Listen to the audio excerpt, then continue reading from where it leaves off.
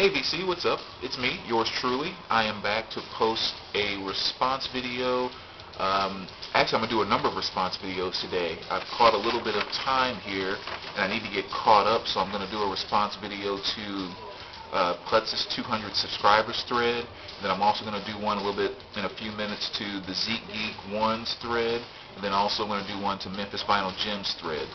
And then on top of that, I also going to do the video where I do the drawing for my contest as well. So within the next 24 hours here, I'm going to be posting a number of videos and kind of getting caught up on some of this stuff that haven't had a chance to stay in touch with you guys as much over the past week or two. But anyway, I'm going to start off with Pudsis 200 subscribers thread. But before I do, let me show you what's playing in the background, as always.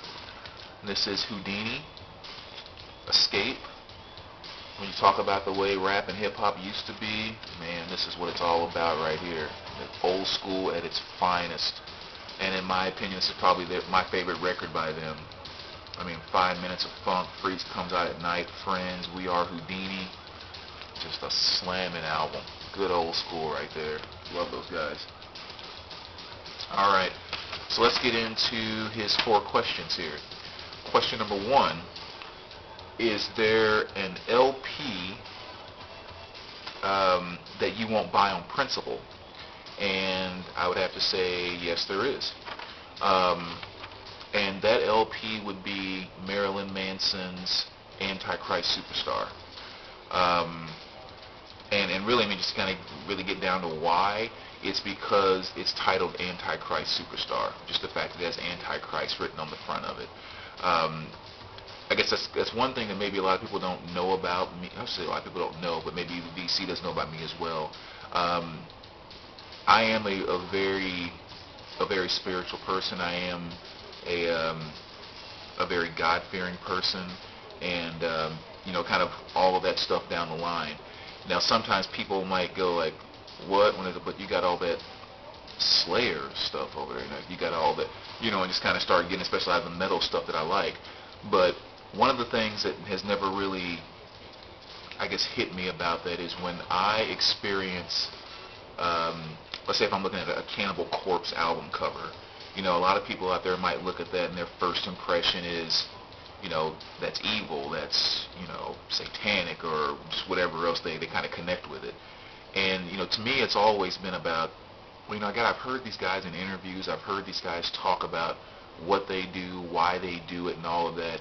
And it has nothing to do with being satanic or whatever else. It's just this other creative level of expression. And if I can experience a band, experience their creativity, experience their music, if I can read their lyrics and all that, and I'm not getting that impression and that feel of that, satanic, negative energy, whatever else you want to kind of put with it, then I'm okay with listening to them, because obviously that stuff is not affecting me in a way that it shouldn't be. So that's why, I don't have to be opposed to metal music. I don't have to be opposed to covers that might look frightening and just, all that kind of stuff. But at the same time, sometimes I do just kind of draw very firm lines, such as Hermaphrodite's Child, with the big 666 on the front cover. I had that album for about a week or so, then I got rid of it. I just did not feel comfortable having that cover in my collection. And so kind of the same thing with Marilyn Manson's Antichrist Superstar, which I actually had a chance to purchase at one time. And I just thought, I don't want to have that in my collection. I don't want Antichrist pasted on the front of anything within my collection. And again, I don't hold anything against Marilyn Manson for that, because, honestly, I have a very good understanding with him that that's not about him worshiping the devil or anything like that, but it's more so his kind of protest against organized religion and his beliefs against that, and like the control of government and just big organizational control of things in our lives. That's kind of his protest against those things. But even knowing that, I can't deal with having something like that in my collection. So that's one that I just refuse to buy on principle. I do have a couple of his albums without question, and I do have his greatest hits CD. I think it's Let We Forget, which has Beautiful People in there. Again, one of my favorite songs by him. But it's just I refuse to have that album cover, that title in my collection. So let me move right along.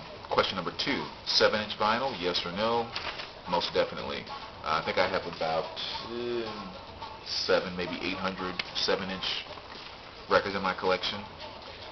Question number 3: are you obsessed with anything else besides just records and vinyl and music? And I am, and I think I spoke about this. Actually, I know I did just a few videos ago, but I'll pull it out again. This particular little drama series here, Nip Tuck, which was on for 6 seasons. I have all 6 seasons on DVD. 1, 2, 3, 4, Part 1 and Part 2 of Season 5, and Season 6, which is when the series stopped. This is the one thing I'm obsessed with just as much as music and vinyl.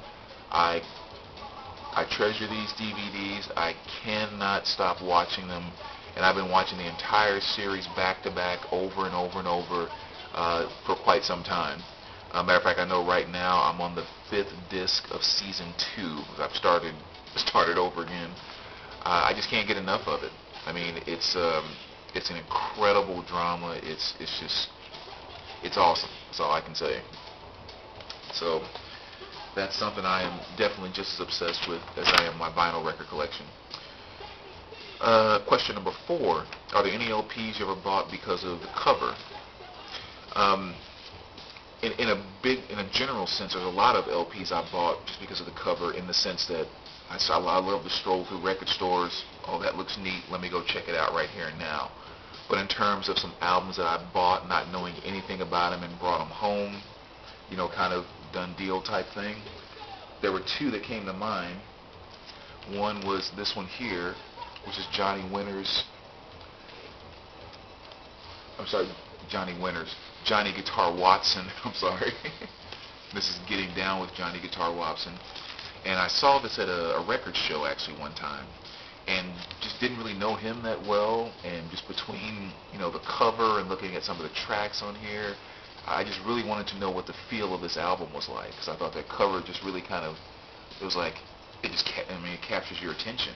I mean, you see a lot of half-naked girls on covers and everything else, but there was just something about the way this one was set up. It was just kind of like there could be something really good inside of there. It wasn't as good as I thought. I mean, it was an okay record. There's about 3 tracks on here I really like. I think When Did You Leave Heaven was probably the best track on here, but it's just kind of a bluesy jazz type thing. So it was about what I expected. But that was one I bought strictly off the cover because I didn't know anything about Johnny Guitar Watson. And then this one here, which is the Detroit Cobras, exact same thing. I bought this one strictly based off the cover at a little shop in Chicago, actually quite a while ago. But again, this was one that I'd never heard of the band, and there was kind of 3 things that caught me. I mean, you see I'm trying to cover up here, make sure YouTube doesn't cut anything, but there's this kind of, looks like maybe something from the 80s or something. There's like this girl dancing on a stage. She has a mullet, you can see back here, so it's not, and obviously she's a dancer. And then, so I saw that and I was like, oh, let me check this out. What is that? And I saw the name Detroit Cobra. I was like, that's a pretty cool name for a band. And then when I turned around and looked at the back, I also saw the group.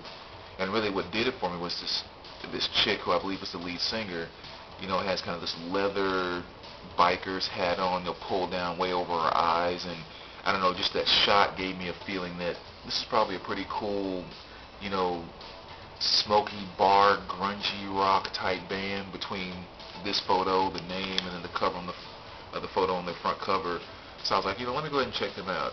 And again, it ended up not being too bad. There was about 5 or 6 tracks on here that were pretty good out of the 13 that are there, and it's a decent pickup.